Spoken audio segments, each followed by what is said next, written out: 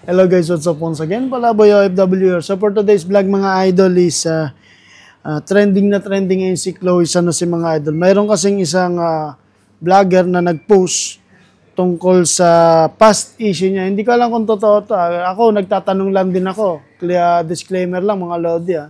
Gusto ko lang din na magtanong at saka gusto ko lang din alamin. No? Nakikisimpatya lang tayo dito mga lodi. Hindi tayo nangingialam dito. Ito ang sabi dito mga lodi, basahin natin yung post ng isang vlogger. Ang sabi, RC Castro isiniwalat na hindi si Carlos Yulo ang first boyfriend ni Chloe. May anak sa sugar daddy. So ibig sabihin, kasi nung mga nakaraang interview dati, si Chloe daw ang first boyfriend ni Carlos Yulo. Pero may nagsasabi rito na hindi daw si Carlos Yulo. At may sugar daddy siya. Si Chloe San Jose dati. Hindi ko alam kung saang bansa, sa Pinas ba or sa Australia.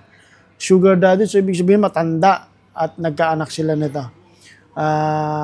Comment lang mga lodi kung totoo to Kamakailan isang nakakagulat na revelasyon ang isinapubliko ni RC Castro na nagdulot ng intriga at usap-usapan sa online community. Sino kaya to si RC Castro? Kung sino ka man RC Castro, pakigalaw ng baso. And then, ayon kay Castro, hindi umano si Carlos Yulo ang kilalang Filipino gymnast, ang unang boyfriend ng kanyang kasintahan na si Chloe. Bukod dito, nagbahagi pa siya ng mas kontrobersyal na detalye na si Chloe umano ay may anak sa isang sugar daddy. Hala! Ayan, sinasabi dito si Chloe, yung unang boyfriend ni Chloe San Jose, mga lodi. Tapos ngayon may lumalabas na issue. Talagang uungkatin talaga ng mga chismoso at chismosa ang buhay nito ni Chloe no ngayon patapaos na ang 2024 mga lodi. So, tignan natin yung mga naging komentaryo dito ng mga tropa natin, mga kaibigan natin sa social media, sa Facebook. Ang sabi, kung talaga si Chloe ang first boyfriend niya, iba talaga ang kilos ng first timer. May pagdududa. Kaya second boyfriend, mga kilos niya, sanay na sa kama.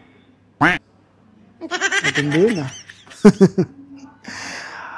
Ano kung first boyfriend? Ano kung may anak? Ano kung may sugar daddy? How does this affect you?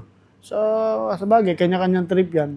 Kung nakaka-apekto sa buhay niyo si Chloe San Jose, may anak man siya o wala, wala na kayong pakialam doon. Diba? Hindi naman kayo pinakikialaman ni Chloe. Ako, wala lang. Gusto ko lang din na alamin kasi idol ko to si Chloe tsaka si Chloe.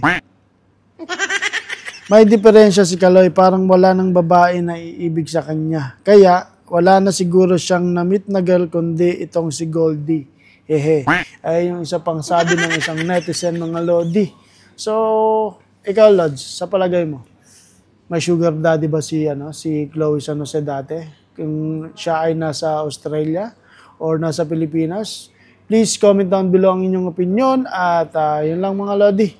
Nakikibalita lang tayo dahil itong mga to ay mga idolo natin, di ba? Pero hindi magandang huwaran sa mga magulang. So, yun lang mga idol, PBK 2.0 here. Palaboy OFW, huwag niyong kalimutan mag-subscribe. Kasama natin si Rapi Sam Steel and Brian Punta ng mga lodi. Mabuhay and Merry Christmas, Happy New Year. Alright.